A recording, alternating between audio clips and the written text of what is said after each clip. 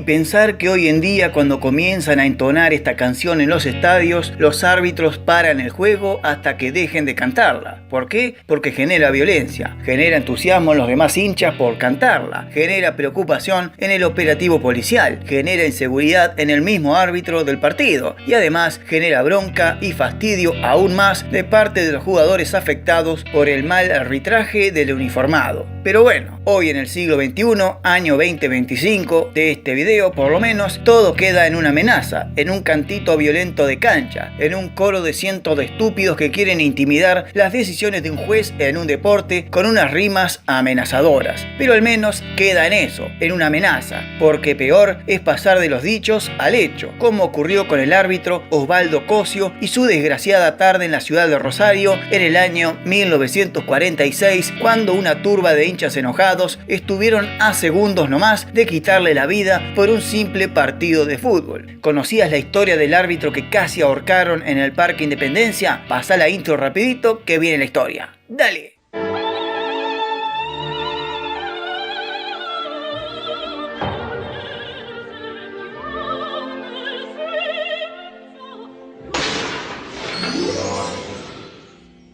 Osvaldo Cosio había nacido en diciembre de 1909 y vivió toda su vida en el barrio de Boedo, en la esquina de Pavón y Boedo, a tan solo 7 cuadras del gasómetro del Ciclón. Era el noveno de 11 hermanos y le decían el ñato Cosio, pero aunque su vida alrededor y su ambiente diario respiraba a San Lorenzo de Almagro, Cosio era hincha de Huracán, justo la contra. Pero eran otras épocas, donde San Lorenzo y Huracán eran súper rivales los 90 minutos del partido, pero después volvían a ser hermanos de barrio de nuevo. Cosio había sido arquero de Huracán en las juveniles desde el año 26 al 32, pero nunca llegó a primera. Mientras se desvaneció su idea de futbolista, comenzó a asistir al Boxing Club de Boedo para practicar boxeo, y aunque tuvo cerca de asistir a los Juegos Olímpicos de Ámsterdam en 1928, con el correr de los días se diluyó también esa posibilidad. Así que ya entrado los años 30, Cosio trabajaba en la metalúrgica Máspero e Hijos, que estaba ubicada en Parque Patricios, y los domingos asistía al viejo estadio de Huracán para ver en acción a su ídolo, Herminio Masantonio. La temprana calvicie la ocultaba siempre con un gorrito o un sombrero de paso, y en esas vueltas de la vida, Cosio traba amistad con Bartolomé Macías, considerado por muchos como el mejor árbitro de la historia del fútbol argentino, aquel que había dirigido en el Mundial de Uruguay 1930 y a finales de la década era considerado el mejor de la primera división de AFA. Macías comienza a instruir en el arbitraje a Cosio, que quería ser parte del mundo del fútbol. Como futbolista no pudo ser, y árbitro eligió caer. Este caso le ha pasado a la mayoría de los árbitros del mundo, Como no les da la talla ni el talento para ser futbolistas, se preparan para ser árbitros, porque son recontra futboleros y quieren estar cerca de la acción, de las canchas, del mundo de la redonda. Y así se da el debut de Cosio en la primera división de AFA en el campeonato de 1942, en la fecha 29, debuta dirigiendo Lanús Independiente, que ganó el rojo 2-0. A partir de allí, Cosio empezaría a construir una carrera arbitral intachable. El mencionado Bartolomé Macías, más José Cángaro y Juan José Álvarez, eran los mejores árbitros del fútbol argentino de esos años, y detrás de ellos venía Cosio, que vestía sus bermudas anchas, medias largas dobladas abajo de las rodillas, botines, camisa blanca, saco oscuro y una boina, para ocultar su pronta calvicie. Hasta que un día le dieron un pelotazo en la cabeza, le volaron el gorrito a la mierda y se dieron cuenta todos que era alto pelado. El respeto y la fama de buen árbitro se lo fue ganando con los partidos y los campeonatos, sobre todo aquellos partidos más difíciles, los que tenía que arbitrar equipos grandes que ante la abrumadora hinchada que colmaban las tribunas domingo a domingo, siempre estaban ahí para intimidar al referí con cualquier falta dudosa, gritándoles de todo. Aún así, Cosio fue uno de los mejores árbitros del fútbol de AFA en esos años gloriosos del fútbol argentino, como lo fue la década del 40. Pero el arbitraje ya venía siendo algo cuestionado desde el comienzo de la era profesional. Muchísimos árbitros pitaban siempre a favor de los locales, otros pitaban siempre o todo para los 5 grandes, y eso fue caldeándose con los años. Mirá hasta qué punto que en 1937 trajeron un árbitro inglés para enseñar a dirigir correctamente a los argentinos. Abajo en la descripción te dejo el enlace de mi canal secundario con el video donde te cuento la historia de los árbitros ingleses que vinieron a dirigir al fútbol argentino. ¡Sigo!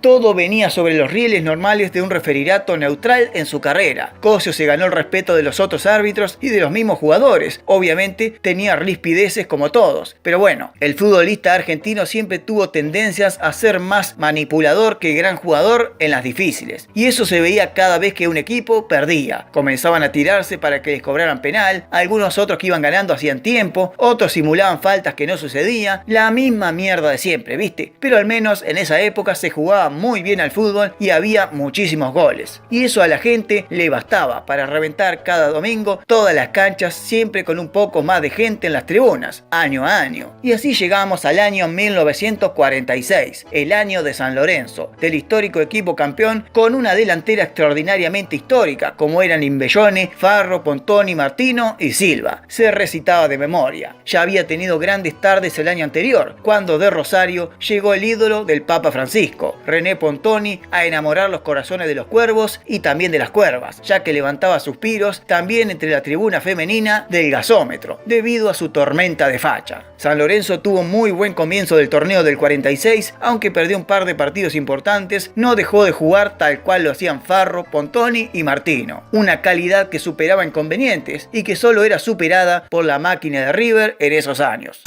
En la fecha 10 del torneo, San Lorenzo en el gasómetro recibió la visita de Newell's Old Boys de Rosario. El Ciclón ganó ese partido 2-1, con goles de Pontoni y Tablada. El arbitraje de Ricardo Riestra no había sido muy neutral que digamos, dijeron los hombres de la lepra. Tenía tendencia a cobrar todo a favor de los locales, y esa sangre en el ojo se la iba a quedar Newell's cuando San Lorenzo visitara el Parque de Independencia en la segunda ronda del torneo. Y Cosio, lamentablemente, iba a quedar en el medio del tiroteo. Veamos. 27 de octubre de 1946, fecha 25 del torneo, Ciudad de Rosario, cancha de Newell's. La lepra recibía a San Lorenzo. Newell's salió a la cancha con Musumeci al arco, Colman y Sobrero. En el medio Carlucci, Nierves y Lizardo. Y arriba Ferreira, José Col, Alfredo Runzer, Buján y Moyano. Mientras el puntero del torneo San Lorenzo salía con Blasina al arco, Banzini y Basso abajo. En el medio el Vasco Subieta, Greco y Colombo. Y arriba la delantera descomunal conformada por Imbellone, Farro, Pontoni, Martino y Silva. Árbitro, el quemero Osvaldo Cosio. La tarde ya había arrancado mal, porque como venía de visita el puntero del torneo, había más gente de la habitual en la cancha. Así que todos querían ganarle a ese San Lorenzo mágico. Además te dije, habían quedado rencores del partido en Boedo. Entonces el estadio de Newell's, con capacidad para más de 25.000 personas en esos años, tenía unas cuantas masas de gente de más en los tablones. Y en la entrada de los conjuntos al campo de juego, los jugadores de San Lorenzo recibieron no solo silbidos, sino también escupitajos, cigarrillos encendidos, botellazos y alguna que otra cosa que le arrojaron desde la platea al ingresar al campo de juego. Todo sea para intimidar al puntero del torneo. Pero aún así arrancó el partido normalmente. Newell's le tiró el carro encima y el público encima al club de Boedo, que por momentos se veía muy dubitativo, pero siempre era igual en todas las canchas en ese año. Arrancaba de menor a mayor. Newell's erró un par de goles al comenzar el primer tiempo y era claramente el protagonista del partido, pero el puntero del torneo era el puntero del torneo, y a los 12 minutos el Vasco Subieta mandó un centro al área de la lepra, que el defensor Carlucci pifió dejándola picando en el área, y ahí vino Silva y con un tiro bajo venció al arquero cantor Musumeci. A partir de allí San Lorenzo comenzó a calentar motores y pasó a ser el protagonista absoluto del match. El juego de toque corto entre Pontoni y Martino era envidiable para todo el estadio. Los muchachos de Newell's la veían pasar una y otra vez por delante de ellos y ni siquiera podían quitarles la pelota. San Lorenzo definitivamente, jugando, era local en Rosario. Y esa abrumadora dominación del partido la reafirmó a los 21 del primer tiempo, cuando en un centro de Imbellone es despejado mal por Musumeci y Pontoni le pega al arco desde un ángulo cerradísimo que logra vencer el cierre del fullback Sobrero y pone las cosas 2-0 para San Lorenzo. El silencio era atroz y los aplausos para Pontoni cuando entró a la cancha por ser ex ídolo de Newell's cuando empezó el partido ahora se transformaban en puteadas desde los cuatro costados del estadio. ¿Cómo hacía Newell's para empardar la cosa si ni la tenía en su poder a la pelota? El dominio del ataque del Ciclón era total. Las paredes entre Pontoni y Martino, la triangulación con Imbellone o Farro, que esa tarde estaba imparable. Cuando podías cubrir uno, se te destapaba el otro, que no veías. Y así se fue el primer tiempo. San Lorenzo 2-0 arriba, que podía haber convertido al menos 3 goles más. El baile era total. Pero se fue en el tímido 2-0. Resultado tramposo, dirían los viejos sabios del fútbol. Y vas a ver por qué. Hasta ese momento, Cosio había estado haciendo un buen partido. Newell's no pegaba una. Y San Lorenzo no necesitaba pegar patadas ni simular faltas. El dominio era absoluto. Puro fútbol, puro arrabal. Pero en el vestuario de la Lepra, en el entretiempo, el entrenador Adolfo Celli los recontra cagó a pedos y les dio un par de indicaciones interesantes. Pero sobre todo, corten el circuito de la derecha donde Farro los tiene de hijos. Encima, no erra un pase el tipo ese. No lo dejen jugar a Farro. Y la delantera del Ciclón se irá pagando de a poco, dijo Celli. Y así salió Newell's al segundo tiempo, inspirado por las palabras de su propio entrenador. Ahora todo corría por responsabilidad de los mismos jugadores. Es que no se estilaba en esa época tener al entrenador al costado de la cancha como ahora, gritando todo el tiempo. Un par de indicaciones en el vestuario y a jugar. Así se jugaba en esa época. Y así Newell's, con esa inspiración, salió con todo en el segundo tiempo. Y al minuto nomás, una pared entre Buján y Runzer dejó al centre forward directo al arco, donde remató fortísimo desde afuera del área, venciendo al arquero Blasina de San Lorenzo. 2-1 se ponía el partido. Ahora el protagonista eran los locales y la gente se enervó. Se entusiasmó con el ánimo de los propios jugadores. Era otro equipo, era otro partido ahora. Newell's protagonista, San Lorenzo esperaba. Pero a los 8 minutos nomás del segundo tiempo, un centro de Ferreira logra conectar con la volea una vez más de Alfredo Runzer. Y el remate ensamblado al aire vence una vez más a Blasina. Era el 2-2. Milagro. Y ahora, ¿quién lo paraba a Newell's? Nadie. La defensa azulgrana tenía hueco por todos lados. Las indicaciones de Celli habían dado sus frutos. También había indicaciones de Ángel Peruca, el capitán del equipo local, que ese partido no jugó, pero estaba al costado de la cancha tratando de entusiasmar a sus compañeros. Todo estaba dado para que Newell's le diera vuelta al resultado. San Lorenzo estaba vencido. Pero repito, era el puntero del torneo. Y no por nada era el puntero del torneo. Y cuando las piernas leprosas comenzaron a cansarse ante tanto ataque en vano buscando el triunfo, San Lorenzo comenzó a crecer otra vez. Y la única manera de detener la embestida del puntero del torneo era apelar al juego brusco. Y Newell's, luego de los 30 del segundo tiempo, comenzó a pegar de más. Ya estaba agotado. San Lorenzo también, pero tenía un poco de resto. Pero ambos estaban extenuados por el gran partido que se habían mandado. Y las patadas y faltas comenzaron a aparecer cada vez más en el partido. Sobre todo del lado leproso. Y esto comenzó a enardecer al público local, al ver que en determinadas jugadas Cosio cobraba siempre para San Lorenzo. Y así se moría el partido, en el 2-2, hasta que llegó la jugada que desató la locura total. Minuto 43 del segundo tiempo y Ferreira se escapa una vez más por la derecha. Tira una pared con Carlucci, que acompañaba de atrás, y llega hasta la línea de cal del costado, cuando manda un centro demasiado abierto y pasado. Runzer, el 9 de Newell's, se pasa de largo, al igual que los defensas azulgranas. Pero detrás de todo venía Moyano, el wing izquierdo localista, que con un remate de sobrepique sin dejarla tocar en el suelo, patea al arco esquinado, venciendo al arquero Blasina. Gol de Newell's, 3-2, golazo. Gana la Lepra, festeja media Rosario, se estremece hasta los cimientos del estadio leproso, el Parque Independencia estalla de júbilo, se abrazan unos con otros, conocidos con desconocidos. Newell's le dio vuelta al partido.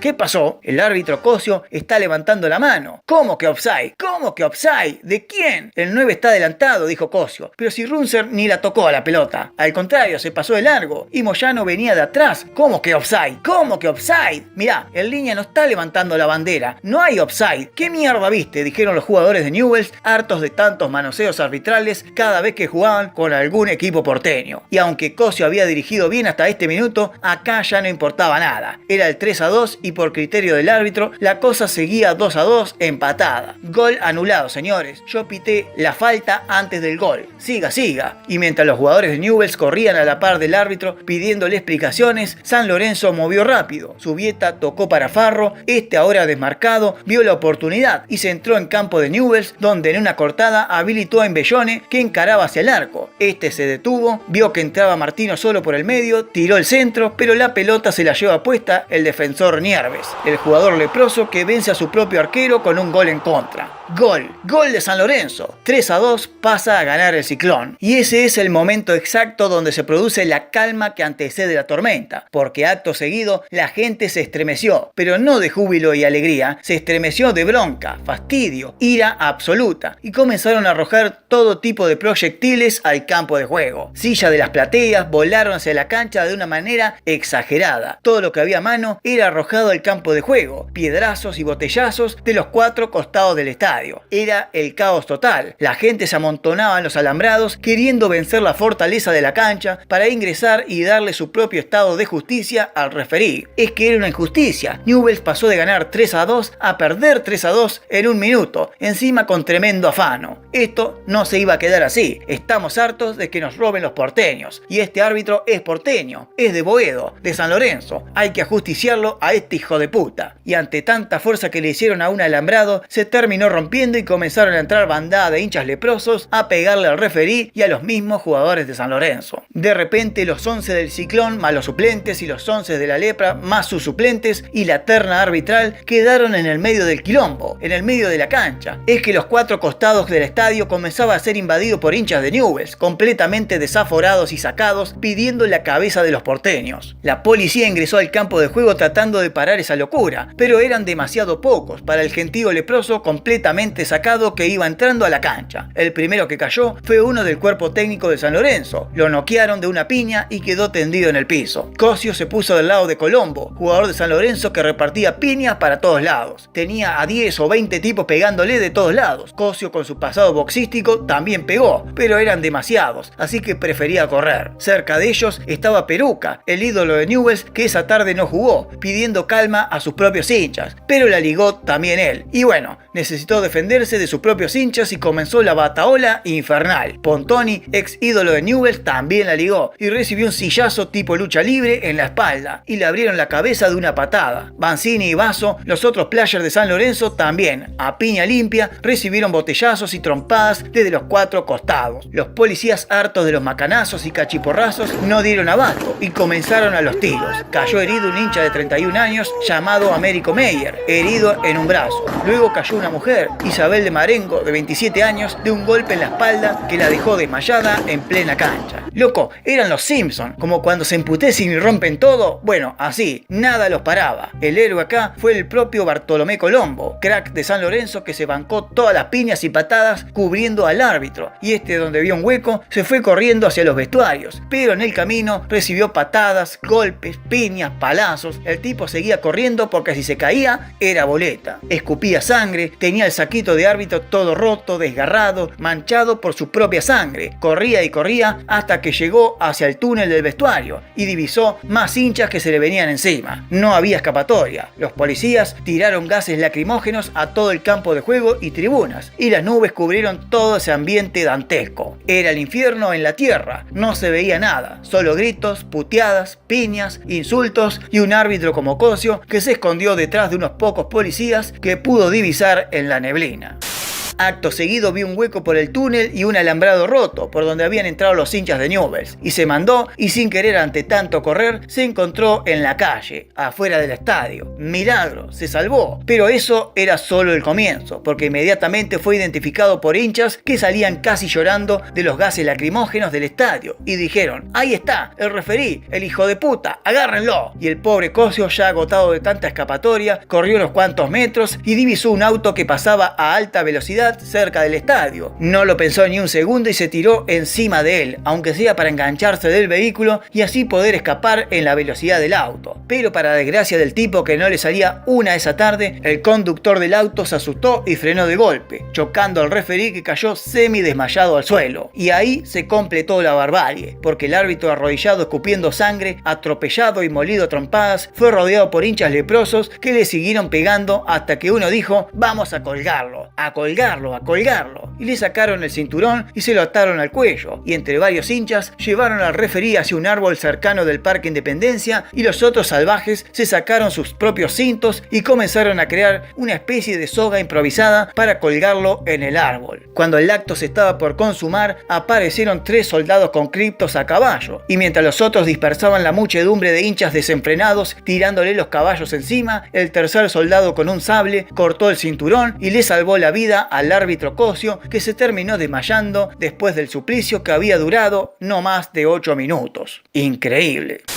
A Cosio se lo llevaron inmediatamente a la asistencia pública y allí constató el mismo presidente de Newell's, Alfonso 40, todas las heridas que tenía el referí, y él mismo lo subió a su auto y se lo llevó al sanatorio británico. Mientras los hinchas de Newell's se iban dispersando por los barrios aledaños al Parque Independencia, aún desaforados, pero ya cada vez más lejos de la cancha. Cosio llegó inconsciente al sanatorio y el informe médico constataba que Cosio ingresó con herida cortante en el temporal derecho, herida de 2 centímetros en el dorso de la mano derecha, numerosas contusiones, conmoción cerebral y hematomas por todo el cuerpo. Tenía cortes en la cara, en la cabeza, en los brazos, en las piernas. Estaba hecho mierda, pero vivo. Los jugadores de San Lorenzo lograron encerrarse en el vestuario local, o sea, de los mismos jugadores de Newell's, y permanecieron allí hasta la medianoche, cuando un camión blindado de la policía los sacó del estadio y los llevaron hacia la capital, Santa Fe, donde allí tomaron el tren directo a Buenos Aires, incluso volviendo a pasar por Rosario, donde los hinchas ya se habían calmado. Todo se había disipado, mientras Cosio permaneció internado varios días más, y al día siguiente se hizo un festín de malas noticias en el medio de prensa deportivo argentino y hasta policial, indicando que los porteños no deberían ir a jugar nunca más a Rosario después de esta barbarie, que el referí había salvado su vida de milagro y que los jugadores de San Lorenzo habían sobrevivido a una batalla sin precedentes en el fútbol de la Argentina. Nadie habló del partido ni de la jugada polémica. Todos hablaban del maltrato rosarino hacia sus pares porteños. Las presidencias de Newell's y San Lorenzo emitieron comunicados lamentando los incidentes y Newell's le pidió disculpas a toda la delegación sanlorencista. Al referí, no. La Asociación Argentina de Árbitros, en una asamblea urgente, decidió no prestar servicio al fin de semana siguiente, no en modo de huelga ni reclamo, sino a modo solidario por la bestialidad que había vivido Osvaldo Cosio en Rosario, que 2 días después salió en camioneta escondido de Rosario a San Nicolás y de ahí en tren hacia Buenos Aires, llegando a la capital tipo 11 de la noche de un martes, y fue recibido por su mujer, su hija, familiares y una turba de compañeros referís que lo aplaudieron recibiéndolo como un mártir. También había periodistas deportivos que lo invadieron a preguntas, pero no por su estado de salud, sino por el partido, por la jugada polémica que derivó en toda la hecatombe. Y Cosio dijo siempre lo mismo: yo anulé la jugada antes que se convierta el gol, porque hubo un offside de Runzer. Moyano estaba habilitado, pero yo ya había invalidado la jugada antes. Yo dirigí bien, fui imparcial, que lo escuchen en Rosario, fui imparcial, no ayudé a San Lorenzo ni perjudiqué a Newell's, dirigí imparcialmente, sépanlo, y se fue todo roto como estaba a su casa.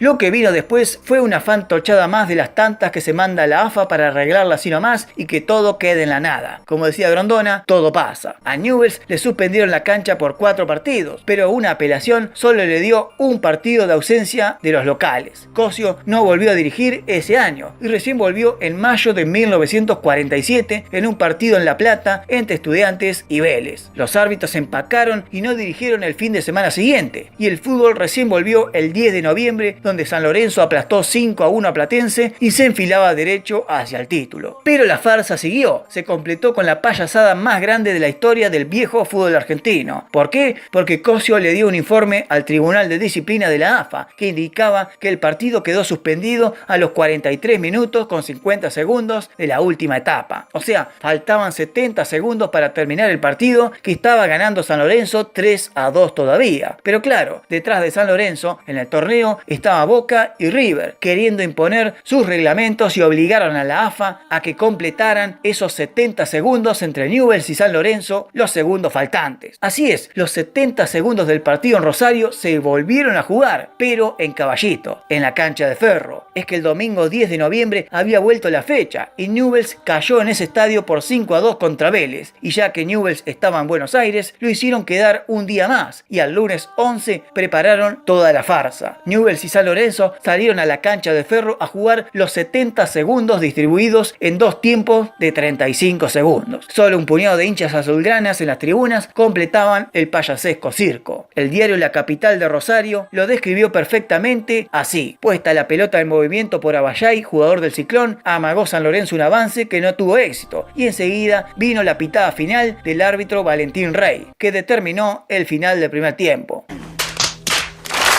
Tocó Rafael López de Newell's reanudar la lucha, y la etapa final tuvo el mismo epílogo que el anterior tiempo, ya que llegados los delanteros a las proximidades del área rival, finalizó el encuentro. El árbitro pitaba al final: San Lorenzo 3, Newell's 2.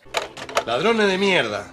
Garcas, son todos garcas. Punto final del circo. Este fue el peor episodio que tuvo que vivir un árbitro en el fútbol argentino en toda su historia. Nunca había llegado ni se llegó tan lejos la agresión hacia un uniformado, al punto que solo el sablazo de un soldado le salvó la vida al cortarle el cinturón con el que estaba siendo ahorcado. Osvaldo Cosio dirigió en primera hasta 1949, que se retiró en los años de apogeo de los referís ingleses en AFA. Dirigió un total de 80 partidos y cada vez que dirigió un partido de Huracán, el Globo nunca ganó, demostrando así que nunca tuvo preferencia en ayudar a su equipo del cual era hincha. Cosio fue todo un profesional. Quizás ese error fatal en Rosario fue su único manchón en su carrera, que se agravó más que nada por todo lo que vino después, porque hubo ayudines peores a equipos porteños, mucho más escandalosos que ese, pero quedaron en la nada. Además, Cosio, luego del retiro en AFA, siguió dirigiendo en diversas ligas del interior. Fue secretario general de la Asociación Argentina de Árbitros, donde consiguió muy buenos triunfos para el gremio arbitral en tiempos de Perón, y en 1983 lamentablemente quedó hemipléjico, parálisis que se le fue empeorando con los años hasta que murió el 19 de junio de 1989 en un hospital de San Antonio de Padua. Así terminaba la triste historia del árbitro que salvó su vida por un sablazo antes de ser ahorcado. ¡Oh,